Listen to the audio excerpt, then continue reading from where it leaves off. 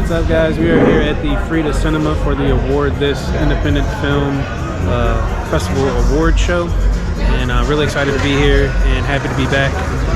Always love being in downtown Santa Ana at the Frida, and should be a good night. So I'm excited to grab some interviews, excited to just be a part of it, take it all in, and congrats to all the nominees and all the winners for tonight. What's up, everybody? We are at the Award This Film Festival ceremony. I'm with the host herself.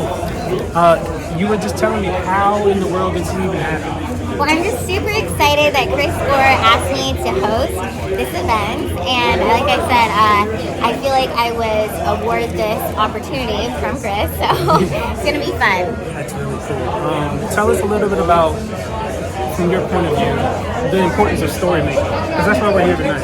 It's all these filmmakers, all these producers, writers, actors, telling the stories. So what does that mean to you?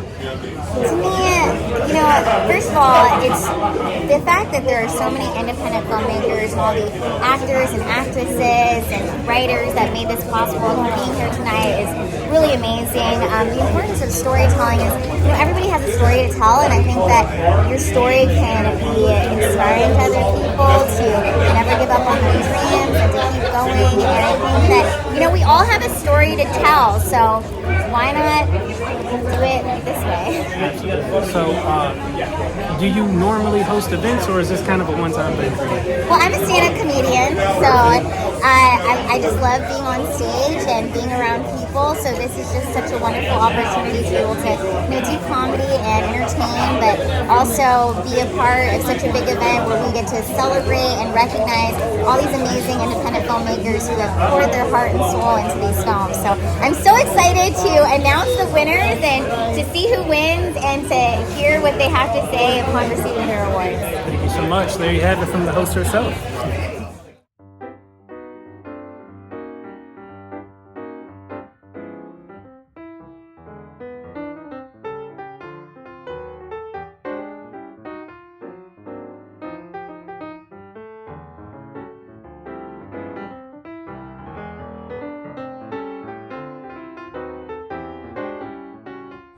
What's up, guys? I am at Film Threat Award This, and I am with the whole cast and crew of Find Her Beat. And I'm really excited because I did get to see this film at the Newport Beach Film Festival a couple years ago, so here they are live. Ladies, how has the circuit been? You guys have been at a lot of award shows, a lot of different film festivals. How's the journey been for you guys so far? It's pretty astounding. I mean, finding an audience that is so diverse all over the country, now all over the world, and it's about celebrating women, it's about celebrating, going after your dreams no matter what, and I think that that's something everyone can relate to. Yeah. So it's a feel-good documentary, which is really exciting to be a part of.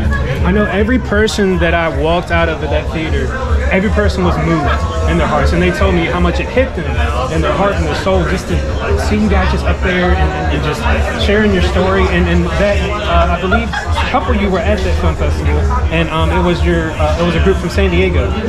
Yes, so really exciting. But I first got introduced to drumming at a personal development I went 2 years ago.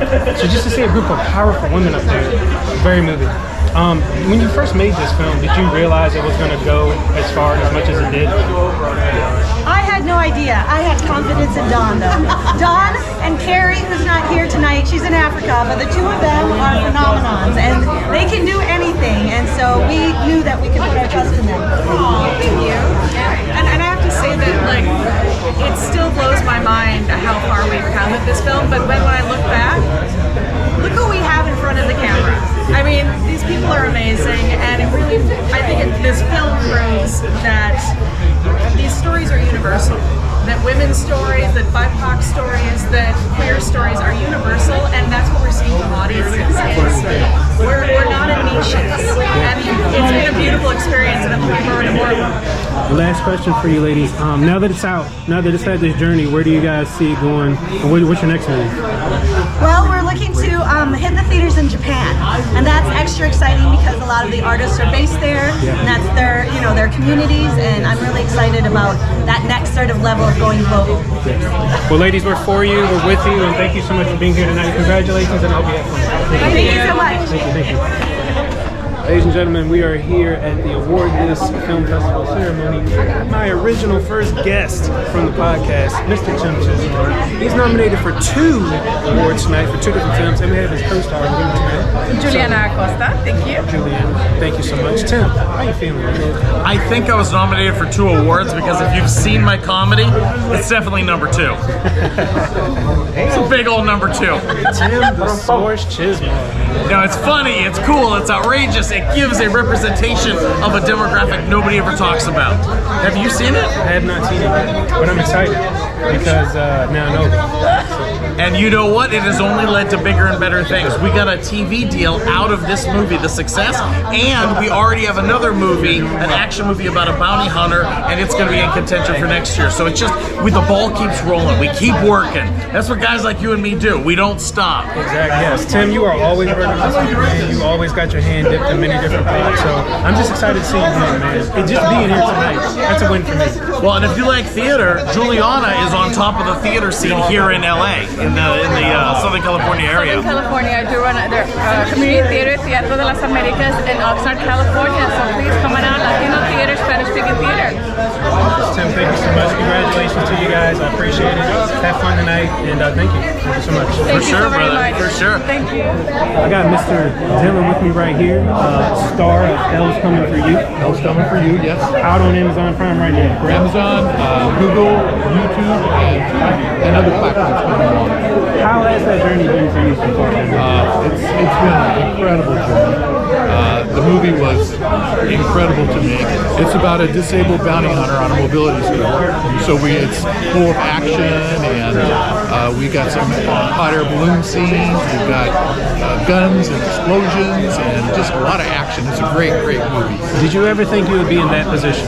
No, actually no, because I'm basically a comedian, and the opportunity got dropped in my, I shouldn't say dropped in my lap, but it got provided for me, and I thought, hey, that's something I would really like to try to do. So I said, okay, it's way outside my comfort level because it's the character, when you see the movie, it's not, the character we developed is kind of like, sort of like a Liam Neeson type of character. Okay. Quiet, doesn't say a lot, just a lot of action. He has a certain set of skills. He will find you. He will get you. Well, I use a line from it. Can I tell you the line? Tell us. So I'm talking to one of the bad guys on the phone, and I say, you know, I'm coming for you, and I got a particular set of wheels for a mobility scooter, right? I love it. I love it. Yeah, that's great. Dylan, it's a pleasure. Thank you so much. Congratulations. Thank you for being here. Thanks. Hopefully next year we'll be nominated for that movie as well. Hell's Coming For You on Amazon Prime now. Go check watch it out. Leave a review. What's up, everybody? We are here at the award this film festival ceremony tonight. 2 nominees with it, and they are excited to be here. Gentlemen, how you feeling tonight? Fantastic. That's wonderful. Tell us a little bit about your film. Our film is called Dave Stevens Drawn to Perfection. It's about a comic book artist who created a character, the Rocketeer, that became a Disney movie. He was also responsible for reviving the personality of the look of Betty Page, a popular pinup model from the 1950s. But he had an amazingly meticulous approach to his craft, and we were trying to tell his story. Did you guys ever think it would come this far to this journey? Not at all. Not at all. This was our pandemic project. Yes. We needed something to do. Hey guys, let's make a movie with all our friends. And from humble beginnings to award this. Pretty fantastic. Absolutely. As far as storytelling goes, what inspired you to want to even pursue to make the film? Well, you know, the subject was an old friend of mine, and I had sort of helped his family with other friends as well manage the estate after he passed away quite young. And so, really, actually, it was Rob. You know, it was a pandemic. It was 18 months of working from home.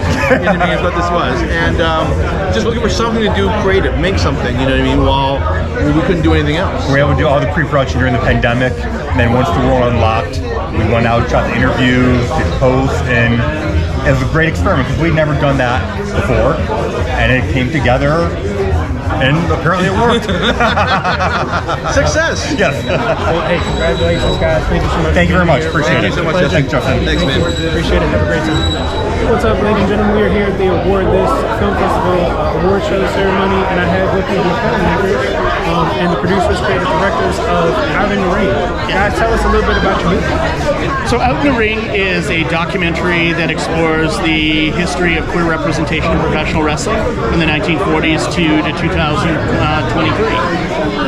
So we're really excited to have the film here nominated and get these stories of these amazing LGBTQ athletes who've fought to find representation and in a space where they've not been welcome. And so we're really honored to be able to share their stories and bring it together and let the world find out more about the film and their world. Absolutely. What made you guys want to pursue this? Because you probably don't know, you're talking to a huge wrestling fan. Been a wrestling fan since I was a kid. I really love all areas, all aspects. It's like you said, it's more of a newer thing to have people crossing over in that genre. There are a lot of wrestlers out there who have come out, who are in Japanese, New Japan, AEW, everywhere. So where do you kind of see that industry headed now, especially making movies like this coming out? It's more of a bridge. Yeah, I mean, with Out in the Ring, it was just kind of a strange, amalgamation of finding people. In 2017, it was hard to find a number of out wrestlers. We had very limited representation. 2023, we're seeing thousands of out wrestlers actively. We're seeing 200-person categories. The QWI 200 just came out documenting trans, non-binary representation as well. The number one wrestler right now in LGBTQ wrestling spaces is a trans masked, non-binary wrestler in Maxi Impaler on TV in the NWA, which is a traditionally conservative industry, a southern wrestling space. But then you've also got trans representation in AEW with Nyla Rose still there. But then on the indies you've got Sunny Kiss and Effie and Dark Sheik and with GCW, and it's really become Hero and kind of a phenomenon of all these different personas, these people's representations. So wrestling makes sense to have that kind of diversity, and it's certainly in the what they call the quote-unquote sporting space, the most diverse and the most open to having out performers. I think it's because it's not a competitive sport per se, it's a performance sport, and it's theater, and it's all of these things that lend themselves to queer representation. Growing up with that, did you guys have any of your favorite wrestlers or anybody inspire you to go out here and pursue storytelling with what, like you said, is wrestling? There's lots of wrestlers I've loved. I grew up in Alberta on a steady diet of Calgary Stampede wrestling, but I always was drawn to kind of different wrestlers. So I actually, in retrospect, look back and think, wow, I was really connected to somebody like Rip Rogers, who was an effeminate wrestler and a journeyman wrestler, worked for many, many years on the territory system. But I love Jimmy Snuka. I love Arn Anderson. I love Ray Stevens. I love Pat Patterson. Who we feature in the film. All of these performers were very different. They brought different styles. They brought different energies. They brought different elements of performance. So there's just so many that I admire and respect, and I know Brad feels the same way with the people that he likes. Love Gold Dust. Gold Dust was always one of my favorites for the right reasons. I love the way he used the homophobia against opponents, making wrestlers look stupid. That was one of my favorite things about him. Plus, he's such a great wrestler. I love Dustin Reynolds. And obviously, you love The Rock. Grew up in that. That's when I was really coming up watching wrestling. And then now, through making this film, I've become fans of some of these amazing wrestlers that I hadn't known about. And when we started, I didn't know much about them, and now they're huge stars. Huge stars on the indies and winning championships. It's really awesome to see. Well, congratulations, guys. Thank you so much. Thank you. And I hope you have a really great time tonight. What's up, everybody? We're here at the award this ceremony. I have one of the nominees and filmmakers with me.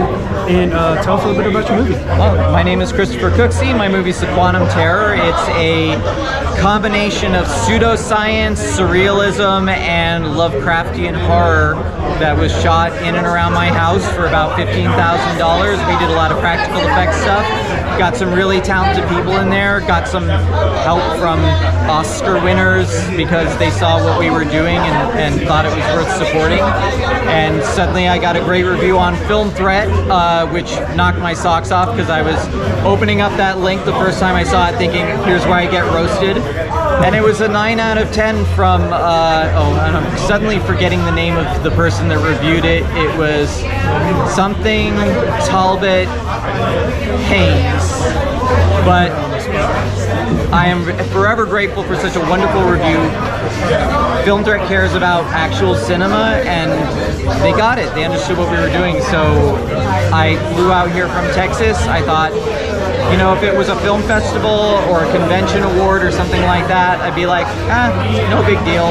But at this point, I think, you know, Film Threat award this is kind of the start of something new in independent film. I truly believe that what Chris Gore and Alan Ng have done here are going to be, it's going to go down in film history as important as like something like Sundance. I really believe that. I say that unironically, and I'm really honored to be here, and I am competitive, so I do want to win. I know I'm up against some tough competition. Terrifier 2, I mean, what an amazing feat for somebody to do an independent film that he crowdfunds for like $250,000, much bigger budget than mine, but then 4 walls and makes what, like over $20 million, and it's the talk of the town. I mean, again, that's the future of filmmaking. Hollywood, I can't predict what's going to happen with Hollywood, but you know, unless they show up at my door with a big check, I really have no interest in what Hollywood is doing. I want to be here. Like, these are my people. This is what's important to me, and I think film history is going to bear that out. No, absolutely. And I don't know if you know, I'm a huge horror fan. I used to be a scare actor at Universal Studios Halloween Horror Nights, and you're right. We're amongst our people. So tell me about the horror industry. There's been a lot of horror movies that have been made in the past just couple of years. Where do you see horror heading into the industry, as it used to be kind of the redheaded stepchild in cinema, right? But I feel like it's more and more prevalent. People love it. People have always loved horror. Yeah. And horror has always been that genre where you can do something cheap. Because people love horror, you don't have to have a name actor, which is a big deal for a lot of other genres. I really feel like, you know, I think back to like the Scream franchise, where suddenly you had someone who was a pioneer in horror. Wes Craven created Nightmare on Elm Street, and he suddenly was like, well, we know all the tropes, so where do we go from here? And you can never recapture what the old horror movies, the magic that they did. Like, I love all the classics. I was very inspired by Evil Dead. My whole cinematography lexicon for the movie was stolen from Silence of the Lambs. The Exorcist, Alien. I really used Alien and Aliens as my template for the structure of my script. But at the same time, we can't keep going over that ground over and over again. And I think with the new technology, I am a big practical effects fan, but I'm also learning to use AI. These tools are at our disposal, and we need to be able to utilize them and see what we can push them to do, take them in directions that might not be the obvious thing. And I think that's where I see horror going, is we're going to see a lot of people take these new opportunities, these new technologies, and the right creative people are going to push them in directions that no one's expecting, and we're going to see some really great stuff. I personally, of course, I'm biased for my own movie, but I feel like I accomplished some things with that movie. It's not your average horror movie. I made a movie that I wanted people to watch and say, this is almost like a dream I had. And then you wake up from that dream, and then you go, well, what does that dream mean to me? What if that was my dream, how would I interpret it? I used a lot of language from Jungian psychology to create the visual vocabulary, and that way there's a lot of symbolism in there that it's going to mean different things to different people. Like, I'll give you an example. The main character is coming out of a lesbian relationship, but she's kind of seeing it as like her past that she wants to leave behind. I deliberately I didn't submit it to any of the LGBTQ categories because I didn't want to seem like that was the point of the movie, or that I was using someone's sexuality as a prop. I wanted to take it in a direction where she was actually treated like a character, like a human being with flaws. Like, some people will take those characters and say like, hey, I'm gonna I can't do anything that makes them look like they're making wrong decisions. Like, they've got to be that Mary Sue. I made her a very flawed character, and as a result, the lead actress Kristen Kochel, who is actually a lesbian and married to a woman, said to me when she read the script, she's like, you actually write lesbian characters like real people. How do you do that? And it's like, I just treat them like real people. And again, I purposely did not submit it to any LGBTQ categories because I didn't want it to go into a ghetto where everyone would just assume that that's what I was about. As a result, I think I made something like, and I'm not comparing myself to David Lynch, but he did Mulholland Drive where there was lesbian characters and it was a big part of the plot. But again, it's not really an LGBTQ movie. It's a David Lynch movie. So anyway, it's just me, like I said, trying on the shoes of all the directors I love. Movies like Silence of the Lambs, The Exorcist, very much Evil Dead, but also the Lovecraftian stuff. My friends at Studio ADI who made, they worked on Tremors, Alien movies, that sort of thing, and they made their own indie film, Harbinger Down. And then I got to they gave me Cable Control Tentacles from their movie, and you know, it meant a lot to me that they felt like I was worth investing that out, because they didn't charge me for them. They said, here, have at it. But I was really inspired by their independent spirit, even though they are working on the biggest Hollywood movies, Starship Troopers, Alien vs. Predator, the Santa Claus franchise, all that sort of thing. You know, people like that, or another friend of mine is Neville Page, who's designed for Ridley Scott, James Cameron, J.J. Abrams, Steven Spielberg. People like that still feel like it's worth their time to see what people like me are doing. So I feel like I'm on the right track. I'm very excited to be here. Congratulations. Just for the record, I was in the Exorcist maze and the Alien vs. Predator maze at Horror Nights, so really fun. They did the molds for that. It was so much fun. But tell us where we can find your movie. This movie is available on Tubi, Apple TV, Amazon Prime, FilmZ, Plex. It's on a lot of video on demand. So, and it seems to still be going strong on there, which is again amazing. The fact that independent film fans are out there and they want to see this stuff, and I keep seeing the numbers coming in, they're still watching. It's amazing. I feel very blessed. Pleasure. Congratulations. I hope you have fun tonight. Thank you very much. Thank you. What's up, everybody? We are at the award this film festival ceremony. Nominees for the film. Ladies, tell us a little bit about the film. I'm Stacy. I'm the director of Triple Threat. I also acted it and wrote it and like a bunch of different stuff. I'm Mars. I use they them pronouns, and I acted in and produced Triple Threat. Cool. Guys, tell us a little bit about the plot. Tell us a little bit about the journey to get here. Tell us a little bit about just being badass females in Hollywood. Hell yeah! So, Triple Threat is a musical. It is a queer rom-com musical about three friends who are making a musical to go to Broadway when one of them, who's a dude, asks his two female best friends to help him have a kid. So then one of them, played by Mars, is the surrogate. Mars wore several pregnant bellies in the movie at various stages of pregnancy. And then the other one gives the egg, and it is about the hijinks and drama that is and all that happens. I love that you turned it into a musical, because those are heavy things, but at the same time, it's like, why not have fun with it, right? Yeah, I never want to be hitting somebody over the head with something, so the musical was kind of the perfect platform for us to make this accessible and fun, and like it shouldn't be scary to look inward. Did you guys ever imagine that you would be in this position here tonight from the start of the film? We knew we would be because we're hustlers and we are never going to be stopped, so like we knew what we needed now. Yeah, and like we try to not think about that part when you're making it. You're like, I just want to like do something awesome, and in indie film it's like it takes all of you to make it, but like of course you hope you get to have these moments, and like we're very grateful to be here, grateful to Bill Threat, grateful to award this. It is a dream to be recognized by something. Absolutely, we're thankful to have you here. We're thankful to just please continue to follow your dream. We need more and more women doing it. We need more and more women to get asked to get featured. Thank you guys for doing it. Congratulations. Guys, we're here at the award this film festival ceremony tonight. I have two more nominees. So you guys tell us a little bit about your film. Sure. We made a movie called Turbo Cola. It's like a comedy heist movie set on New Year's Eve 1999. So like Y2K is hitting. This cast of characters is in a gas station in the middle of a blizzard in Michigan.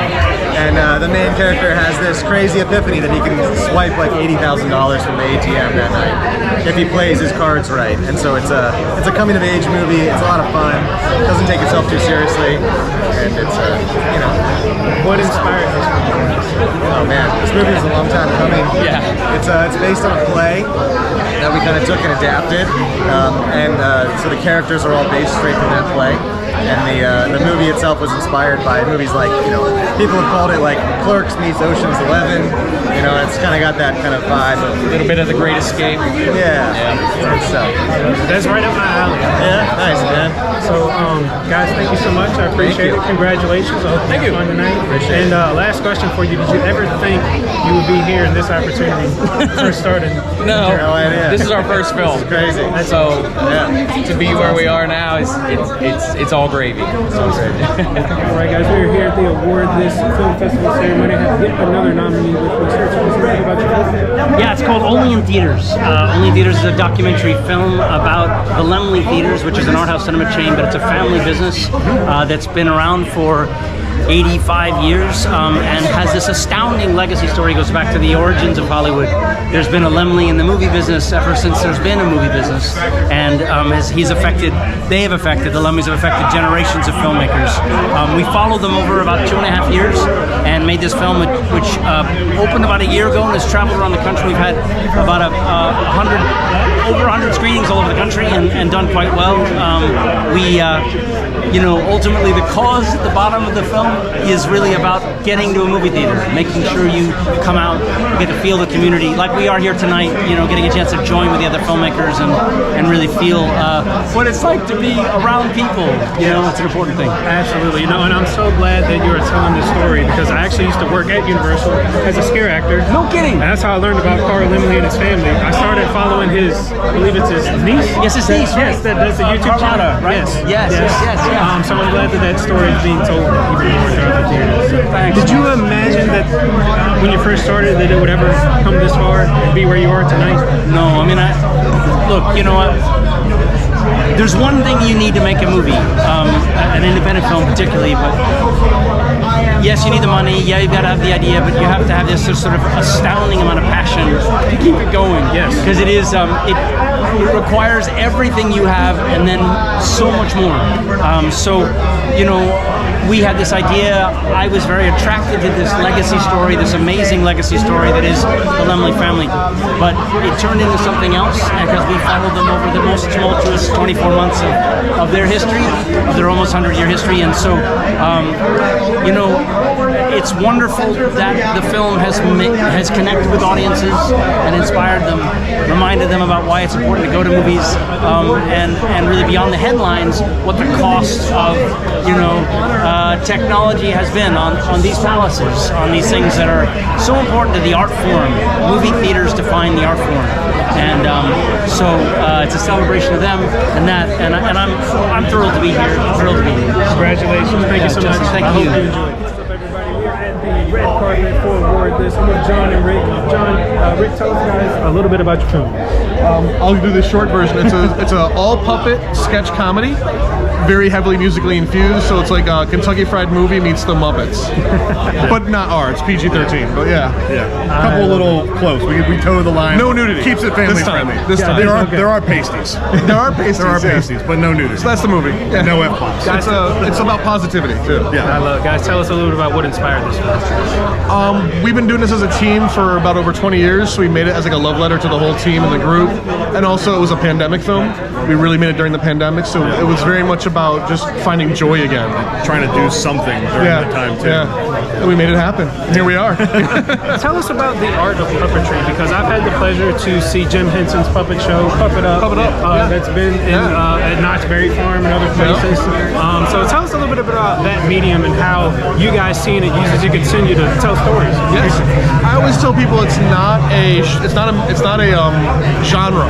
people always think, oh, puppetry's for kids, but it's actually a medium, like you said, for telling stories. And and like what we're doing, we do stuff for all ages, mostly like adult, older audiences, PG-13, R-rated stuff. And people are always shocked by that, and then they see it and they're like, I forgot it was puppets because the story was so good. And that's what it's about. It's about storytelling. Nobody questions when like an R-rated animated movie comes out. It's just normal now. Yeah. Puppetry should head that way, I think, too. Like, there's more to do it, more to do with it. Yeah. And we're getting there. We are getting there. We're working on it. All the puppeteers are getting there. Yeah. Everyone I know that's in puppetry has got the same mentality, so it's cool. You guys tell us, where can we find the film? What was that? Where can we find the film? Your turn.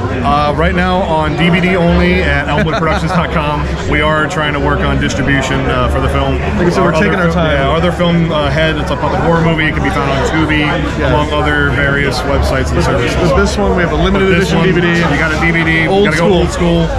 Dust it off. I know we're getting there. Hey, you can still buy DVDs on elmwoodproductions.com. And physical media still matters. Physical media still matters. Absolutely. But guys, congratulations. Thank you so much for being here. What's up, guys? I'm here at the Award This Film Festival ceremony. I'm with, all the way from Canada, the brilliant minds behind Eternal Springs. Guys, tell me a little bit about the movie. Eternal Spring is an animated documentary about a TV hijacking in China. A group of persecuted Falun Gong adherents who had no voice. The state media was denouncing them, saying that they're evil and dangerous, and so they just wanted to tell people what they were really about. And they hatched a plan to climb the television poles and hack into the state-run television signal and broadcast their own home video to counter this sort of misinformation about them. That doesn't happen. It's unprecedented story. Yeah. Trying to get to Chinese government, and it's really an amazing feat. I was just talking about this with some of the other guys. Animated films are no longer questioned. Did you ever think we would get to a point where it's at that? Because I feel like it's another art, it's another medium, but it still is a great way of telling stories. You know what? I was really inspired by other animated documentaries. I loved Waltz with Bashir a number of years ago, but I always had this question, which is, you know, I love the art. In that case, it's Ari Pullman. It's an autobiographical story. You know, he's telling that, but I was wondering, what was the artistic process like for him? Like, using the art to create that story and relive those memories. What was that like? And so that's why with Eternal Spring, a quarter of the film is live action. We pull the curtain back. We get to see the artist creating this story, creating the art himself, and we see how art can be used as a vehicle to gain understanding, to gain catharsis and healing, and I think that there's a power to that as well. Absolutely. No, absolutely. Guys, where can we find the film? Right now you can check it out, eternalspringfilm.com, our website, you can get it. In different countries, it's streaming right now. BBC acquired the film, CBC in Canada, Arte in Europe. Vice aired it here, and we're hoping they're going to get it out in the audience again. But right now you can check it out at eternalspringfilm.com. There you have it, guys. Thank you so much. Congratulations. Thank you for being here, and I hope you have a great night. Thank you so much. What's up, everybody? We're here at the Award This Film Festival ceremony. I'm here with yet another nominee. Matt, tell us a little bit about the film. Yeah, the film's called This Land, and it's a feature-length documentary. We filmed in nearly every state in the country on Election Day 2020. Kind of slice-of-life stuff, just getting to know everyday Americans throughout the country on a really pivotal day, a really historic day. With no agenda, kind of just trying to, see what people were feeling and get to know our neighbors a little bit better. Absolutely. Interesting time, heavy topic to a sense, but still very everyday comment. What made you want to go down that avenue? I mean, I think as a filmmaker, I've gotten to explore the country a lot, and I grew up in California, kind of in this California bubble, and having traveled, I got to know people from different walks of life, different backgrounds, different perspectives, and I was really curious to learn more about people like that, and learn more about my neighbors, learn why someone might vote a different way than me or believe something different than I do. And at the end of the day, what I found is most people are just trying to do the same thing, which is put a roof over their head, take care of their families, have food and water, all the essentials. And sometimes the media blows a little bit of the other stuff into out of proportion. So yeah. Telling this story, was there anything that somebody said or did that really surprised you? Well, yeah, so first of all, since we were filming on one day, I was only able to be in one location, but we did a lot of pre-production work where I spoke, this was during COVID, so spoke over Zoom to a lot of different people around the country. And one of the, two of the people we talked to is a same-sex couple in Maine. One is a diehard Republican, one is a diehard Democrat, and I don't know if they said anything in particular, but just them making it work across the aisle was really kind of a beautiful thing and inspiring. And also, like, you know, they would fight and bicker, but then at the end of the day, they would always make up before they went to bed. And I thought it was a really beautiful kind of metaphor for the whole film. That is. That's awesome. Just tell us where we can find the film. It's on any streaming, any where you stream films where you can rent them. So Amazon, Apple, Tubi, all those things. Perfect. Well, man, thank you so much. Thank you. I appreciate it. Yeah. What's up, guys? We're here at the award this film festival ceremony in Santa Ana. I got with me 3 of the best. Guys, tell us a little bit about the film. It's called Ninja Badass. It's about ninjas in Indiana. Yeah, it's great. It's really awesome. Everyone should check it out. Tell us where we can find it. It's free on Tubi if you want to pay for it. You can buy the Blu-ray on Amazon.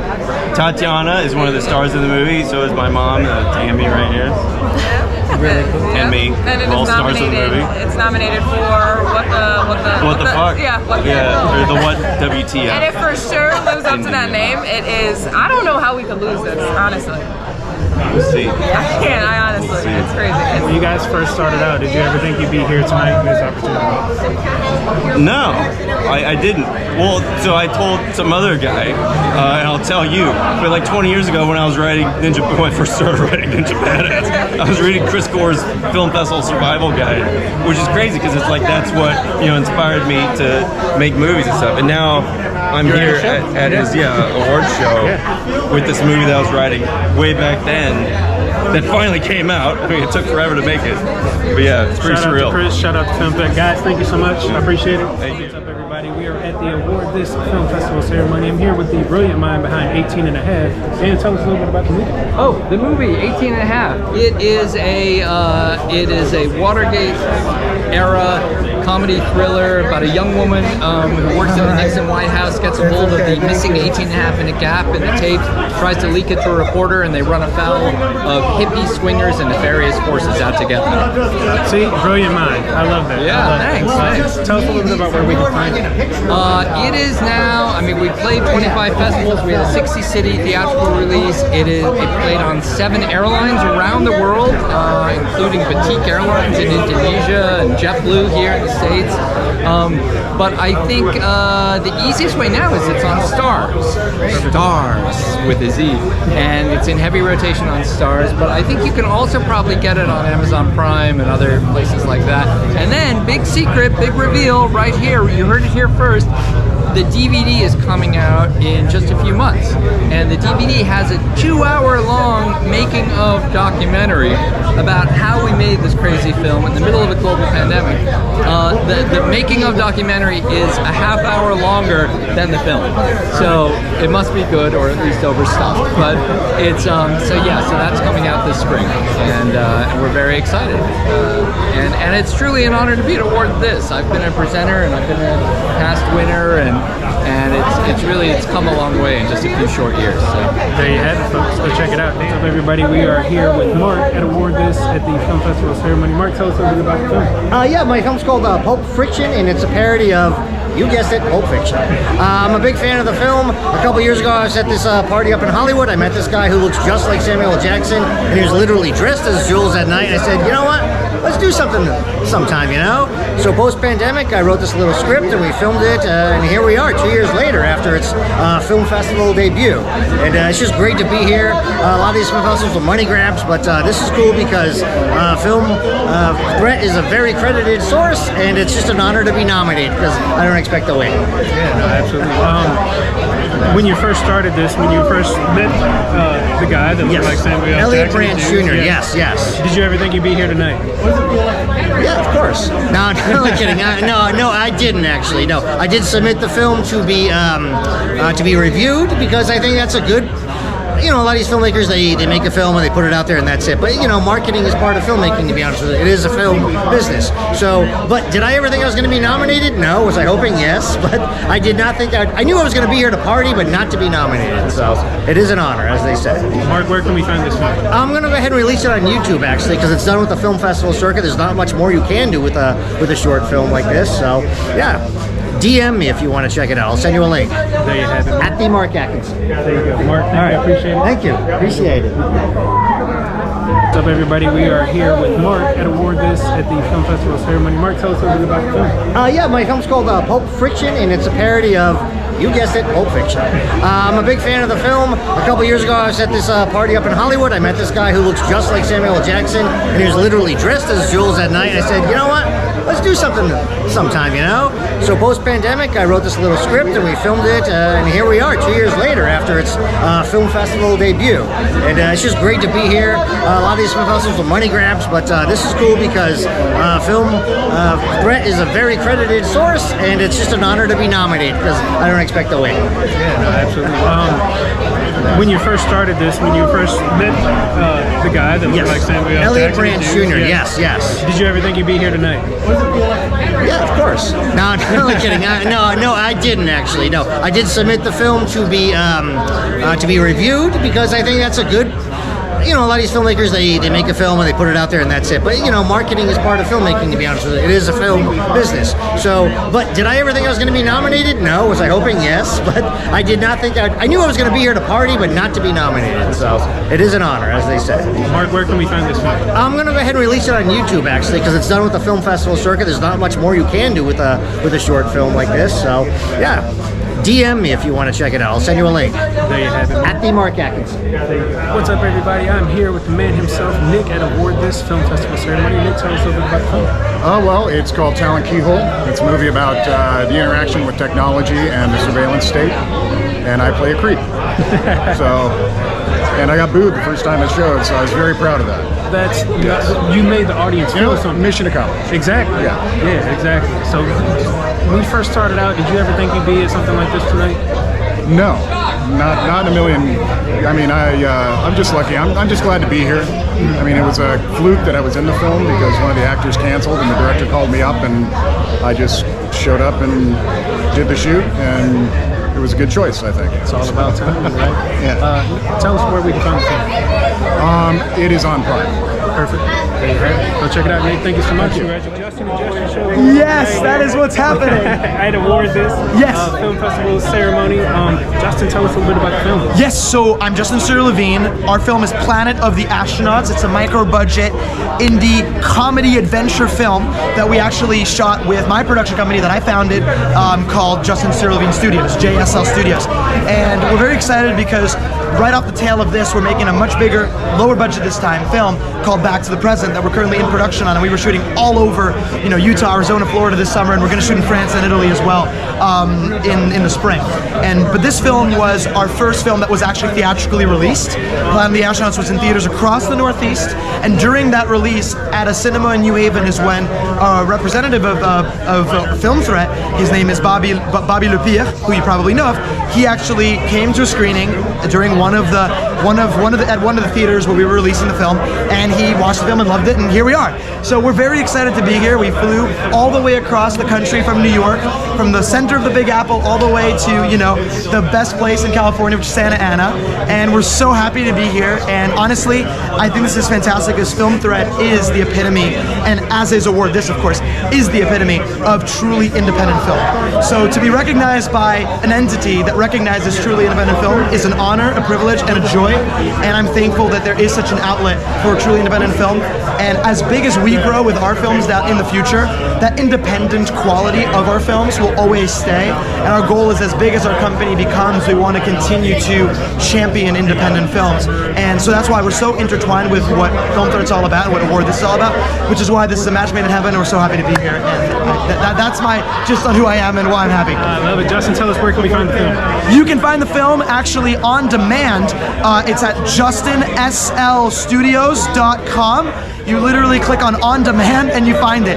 You can also look up the movie Planet of the Astronauts and you write on demand. Literally, Google search Planet of the Astronauts on demand. You will find the movie.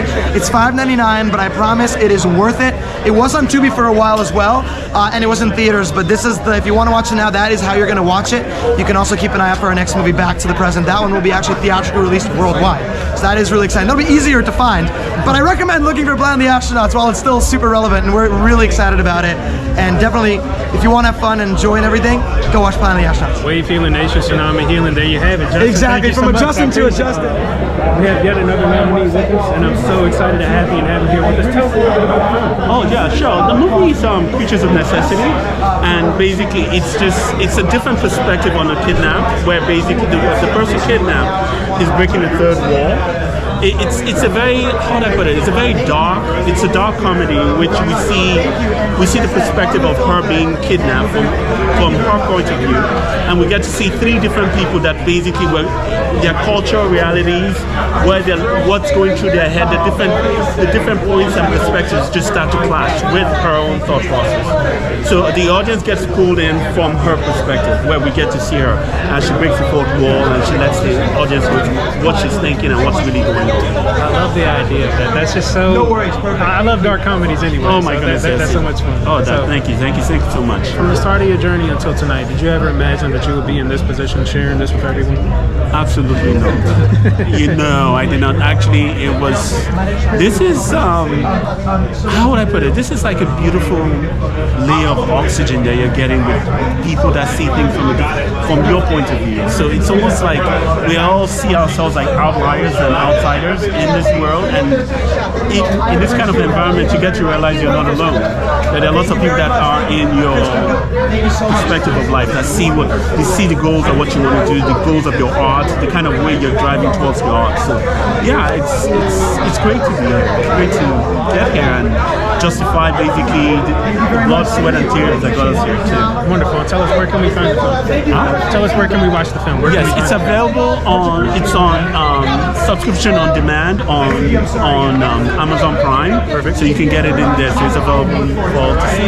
There you go. Go watch it now. Thank you so much. Congratulations. What's up, guys? We're at Award This. I have Jeremy and Alexis with us behind the minds of DJ Chris Villa's story. Guys, tell us a little bit about the film. Yeah, it's a documentary, music documentary about Chris Villa, and he's a DJ in Arizona, up and coming guy. He's been around all over the place. Now he's known worldwide, but he was selected as one of the 6 U.S. finalists for the Red Bull Freestyle World Championship in 2018. Follows his journey to that championship and shows how he did. Tells a little bit about his personal story, and it's a really inspiring film. I'm so excited that you guys told this story, because I feel like more and more DJs, that medium, that art needs to be told. So going into this, kind of what was the inspiration behind wanting to share that story? Honestly, man, I knew nothing about DJs. I don't follow DJs. I was not a fan going into it. I approached it, I went to high school with Chris, and so I knew he was, becoming big in that space. So as a filmmaker, I wanted to see if there was a story there, and he got selected as one of the main finalists, and we followed his journey and turned out to be, incredible. So it was a lot of things that came up during the filmmaking process that I had no idea that really moved the story and connected, made for a story that connected an audience to him. Absolutely. And tell us, where can we find the film?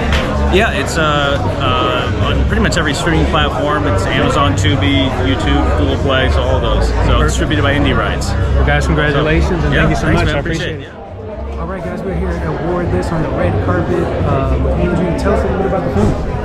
So I'm a co-producer on Bloody Bridget, which is sort of the Richard Elfman's comeback film. He's the cult mastermind behind Forbidden Zone. So he reunited a lot of the same team and did a very grassroots, small, micro-budget feature. Stars the great Anastasia Elfman, and it is a... How do I describe this movie? It is a horror comedy, voodoo, Irish Catholic vampire musical. It kind of defies description, but it is made just to entertain the hell out of audiences that eat up cult cinema. So I love that. Sometimes we just need that. Sometimes we need that. Sometimes you need a little voodoo Irish Catholic vampire in your life. Exactly. So tell us a little, where can we find the film? It is currently hitting up the film festival circuit right now. out. It's winning a lot of awards. In fact, the Elfmans couldn't be here tonight. I'm representing for them because they're currently in San Francisco at a festival where it's playing tonight. So they've been coming in and out of the country, basically hitting a festival every weekend with this thing. And hopefully along the line, we'll have a distribution. So well, shout out to the Elfmans. Safe travels out there, and congratulations. Thank you. Have a great time. What's up, guys? We are here at the award this film festival ceremony. Tell us a little bit about the film. Yeah, so Icon is a coming-of-age drama. It is about a teenage skateboarder who lives in Florida, and he gets his girlfriend pregnant, so he's kind of got to grow up really quick. So the film is ultimately about choice. It came out in August of 2022, and so it's available on all major streaming platforms, and it stars Devin Hales from Netflix's Teenage Bounty Hunters and Parker Paget from Surviving Lunch and a couple other indie projects. Really, really cool. Is it more of a because skateboarding is a big art form and medium in itself. Is it more about that story, or is it more about the choices that he's making, like you said, in order to grow up faster? Or a little bit of both? It's a little bit of both. I mean, skateboarding is definitely infused inside the movie. I grew up as a skateboarder, so it was obviously, I put a lot of me into the character, and he's just a kid. I think when you're 17, 18, and you're skateboarding every day and not thinking about the future, and you have something that's super life-altering happen, and it forces you to grow up. So it just felt like a good way for me to incorporate some of my past into some character development. Go from there. Well, I'm sure that's everybody's dream. So, Tony, congratulations. Thank you so much for being here. Yeah. We're glad to have you guys here, and I hope you guys have it easy for you. So, guys, we're here at the Award This Film Festival ceremony. I have Joe with me and another nominee, another filmmaker. Hey, Joe, tell us a little bit about your film. So my film is called Breaking the Loop. I wrote it back in 2015 and raised all the funds myself through working my ass off. It's a feature film, sci-fi. We shot it in Austin, Texas. I was the director, producer, writer, musical composer, editor, VFX artist for this film, as well as the lead actor. It was a huge passion project. I could have bought a house, could have put a down payment on a house. Instead, I made a feature film. So, the film can be seen on Prime Video and Tubi. It's about a washed-up BMXer who jumps back in time through a wormhole to save his ex from a deadly car crash. So it's an action sci-fi. Joe, that just warmed my heart. That inspired me to hear everything that you just did. I know that a lot of passion, a lot of hard work, and a lot of time and money and energy and everything was invested in this. So starting all that, like you said, you could have did a lot of other things, but you're here tonight. Going into this, did you think you would have this opportunity to be here tonight? No, I guess as a filmmaker, I always aspired to get into a film fest or something like that. And I submitted to so many film festivals. Being a first-time filmmaker, not being an A-list actor, I'm not Brad Pitt, I was the lead. It didn't get into anything. So that was a little bit of a letdown. But when I got nominated for this, it really brought my spirits up. It really makes me stoked to make more independent films. No, and it's a good one to be in. Film Fred, award this. So, Joel, thank you so much for being here. Congratulations, man, and I hope you have a great night. Thank you. What's up, everybody? We are at the Award This Film Festival ceremony. I'm with Evan, the mind behind Ragged at Heart. That's it. Tell us a little bit about your film. It's I call it a washed up or a rusted out thriller, and it's about a washed up musician who his daughter dies, and it's about him trying to complete the last song she wrote before her death. So it takes him back into this scene that kind of spit him out years ago. He has to negotiate that and come to terms with some of the stuff in his past and the daughter he didn't really know. Tell us a little bit about the inspiration for the film. Part of it was inspired by Athens, Georgia, which is where we shot it, and it's such a music town. And there's a lot of different kinds of musicians there, and that love for the music and how it becomes part of your life, and it influences your life, then you influence the art back, and that sort of thing really inspired the whole idea to begin with. Absolutely. For me, I feel like music has no limits, and I feel like music can tell a story in itself. Oh yeah. Where did you kind of find the marriage between music and telling a story, wanting to make a film? What was that line for you in this? Yeah, it was an organic process because there were a lot of first-time actors, people who were, and a lot of musicians who were acting in the film. It was their first time acting, so it was sort of an exploration of where they could go in acting, what they were comfortable sharing as a musician, and what they were comfortable sharing from their personal life to sort of make the whole thing feel like a cohesive story. Yeah. So yeah, we just found it. Yeah. No, that's really cool, man. I love it. That's kind of how music is made too, right? That is really, yeah. It's a collaborative thing, and our hope was that it feels alive like that, like something that's recorded live. Tell us where we can find the film. Some of the usual suspects, so Amazon and Tubi and some of the library syndicates and things like that. So Perfect, it's out Evan. there. Thank you so much, man. Congratulations. Hope you have a great night. Thank you. What's up, guys? We're at the Award This Film Festival ceremony. Yes, we are. Tell us a little bit about the film. Our film is called The Pez Outlaw. It's a documentary about a man who goes on a journey to Eastern Europe in the 90s. He finds these rare Pez dispensers, smuggles them back to the United States, and makes millions of dollars selling them. I love that. That is great.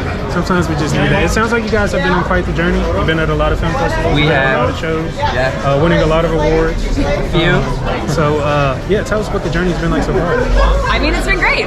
This was a labor of love for us. We poured our heart and soul into this one, and we got independent funding, as we all did here. So it's always one of those things where we put so much into it that it's just really, really fun to see audiences enjoy it, and it feels like it's kind of been on the biggest journey it could have gone on, and now it's available everywhere, so it's nice that people can see it. Wonderful. Did you guys ever think it would be an opportunity such as this, going through this journey when you first made the film? I mean, I think we knew it was going to be a good story. It's not our story, but it's this guy Steven. His story is just incredible. And we knew that once we put it on film, people were gonna love it. Yeah, because the characters are really lovable. So I feel like it was kind of it was meant to be.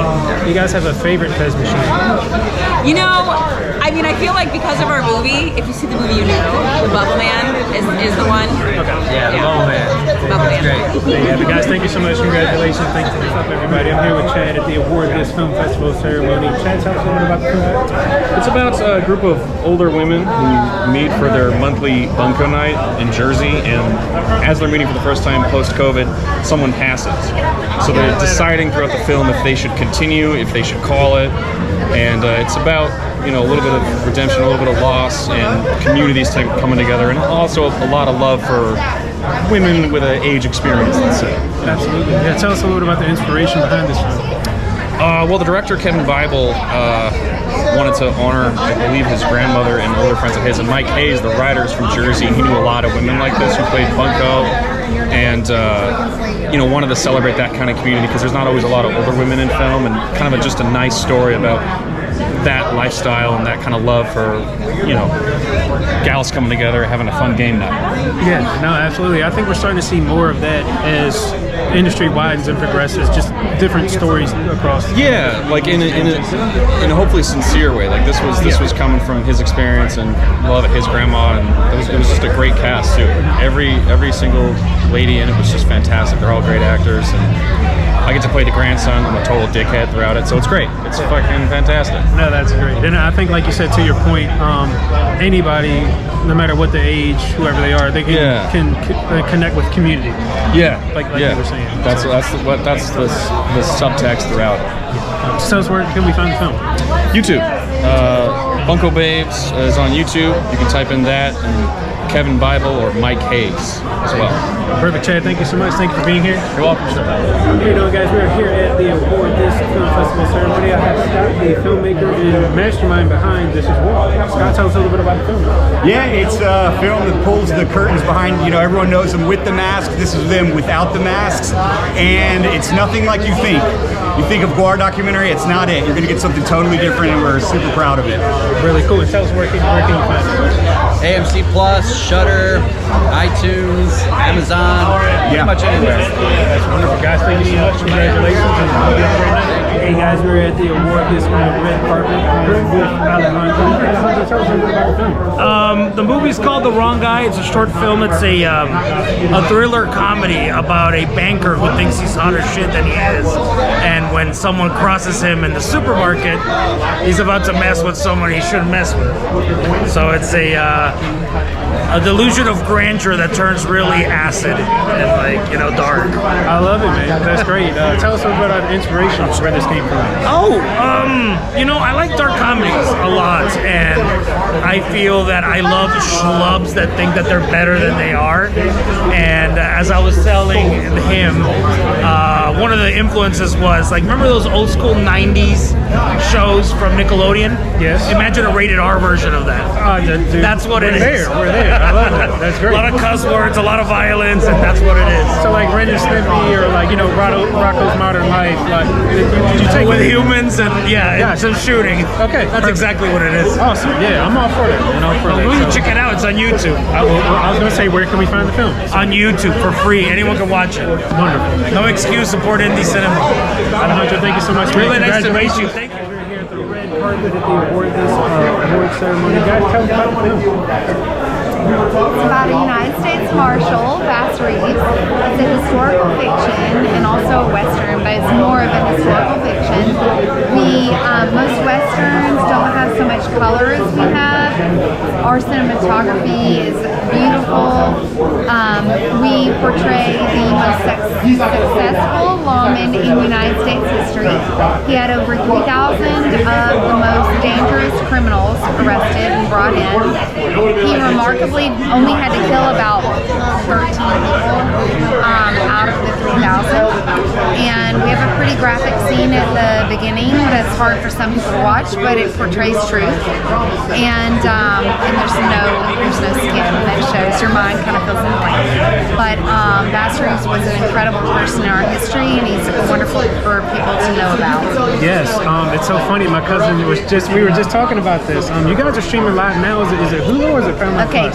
That is a series named Bass Reeves. Gotcha. We are the movie Corsicana, and we came out first. Okay. So more backstory. That's even perfect, right? Yes. Exactly.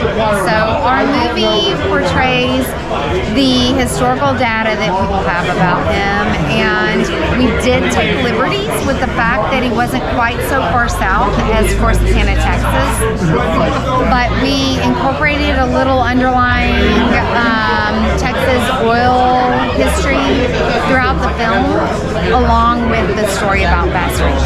So he did not come quite so far south, but he did come through Texas. What is something that people should know that show is not telling us that we should know about Mr. Bass Reeves? Because he was, like you said, a very important figure in history that I feel like we don't hear about. We kind of hit all the main issues with his life that are known.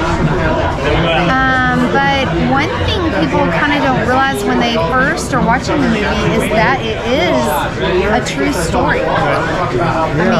Absolutely. Well, some people don't get that. originally, wasn't it? Oh my God.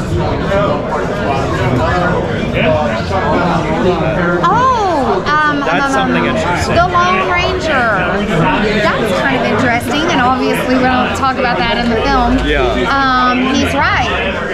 The Lone Ranger supposedly was based on Bass Reeves, but they did not make him a black man, and they say that truthfully he was right. Yeah, so that was an interesting film. There you go. Yeah. There you have it. There you go. Yeah. Remind us again, where can we find the film? It's on iTunes, YouTube, Hulu, Vudu. And all the streaming platforms. You could just Google Corsicana movie, and it'll show you the watch options. It's thecorsicanamovie.com is our website. But our link for Amazon was just corrupted over the last week. We had over 600 reviews, 4.5 stars, and now it says 3. So please review us again if you watch it, because we've lost all of our reviews. That's crazy. It's ridiculous. So what can you do? Anyway, I'm trying to fix it, but we'll see what the... Takes time, but it will be fixed. I was gonna say that's almost a good thing because so many people were watching it, but hopefully we can get them all back. So. Absolutely. Congratulations, guys. Thank you. What's up, guys? We're here at the award, this film festival ceremony. Tell us a little about Unicorn Day. Okay, it's an animated, like fantasy, adventure, indie mixture, and it's based on my real life, but it's a metaphor using unicorns and craziness to symbolize finding self-love after a first love loss. So much fun. Yeah. Where did the inspiration for that come from? My real life, real first breakup, very sad stuff, very real emotions, and then I spent 4 years animating this very personal story and going crazy. So I feel like you are living everybody's dream to have an animation about their life. I guess, but I wouldn't suggest doing it because it's a lot of work to do it. But yeah, it was definitely the ultimate process to relive. You have to get so comfortable with yourself because I'm the main character too. So I just had to get really comfortable with my own failure basically. And yeah, it was a process for sure. Where can we find this? Well, we're still looking for distribution, still talking to people. Right now, just festivals, and hopefully very soon. But I mean, we have Instagram and everything, so we post all updates on there. Yeah. All the hard work, all the effort, energy, time, money invested. Did you ever think you would come to a position like this tonight? No, I mean, Film Threat was like a very early review for us, and they were very nice to us, and we did not expect to get nominated for this, and it was really cool to hear from them again and to be here. It's really nice. I didn't know what to expect. It's great. Yeah, excited to watch the show. Congratulations. Thanks so much for being here. Appreciate it. Thank you.